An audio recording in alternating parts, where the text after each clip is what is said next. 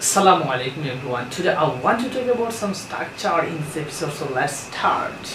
আজকের ক্লাসে কিছু গুরুত্বপূর্ণ স্ট্রাকচার নিয়ে কথা বলার চেষ্টা করব। নাম্বার 1 যে স্ট্রাকচারটি নিয়ে কথা বলবো, being plus verb 3, being plus verb 3 অর্থাৎ কোনো কিছু হয়ে ওতে আমরা স্ট্রাকচারটি ব্যবহার করতে পারি। ফর এক্সাম্পল, being educated শিক্ষিত হয়ে, being insulted অপমানিত হয় হয়ে ওতে আমরা স্ট্রাকচারটি ব্যবহার করতে পারি। Number 2 subject plus be verb plus able to plus verb 1, subject plus be verb plus able to plus verb 1 অর্থাৎ কেউ কোনো কিছু করতে সক্ষম অথবা ছিল ওতে আমরা স্ট্রাকচারটি ব্যবহার করতে পারি।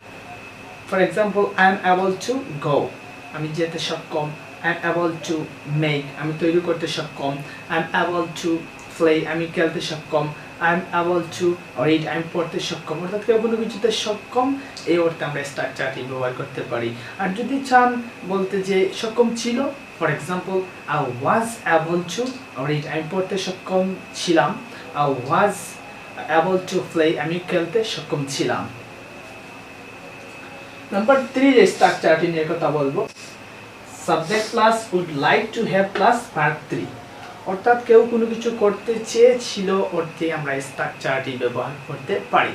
For example, I would like to have gone আমি যেতে চেয়েছিলাম, I would like to have played আমি খেলতে চেয়েছিলাম, I would like to have read আমি পড়তে চেয়েছিলাম অর্থাৎ কেউ কোনো কিছু করতে চেয়েছিল অর্থে আমরা স্ট্রাকচারটি ব্যবহার করতে পারি।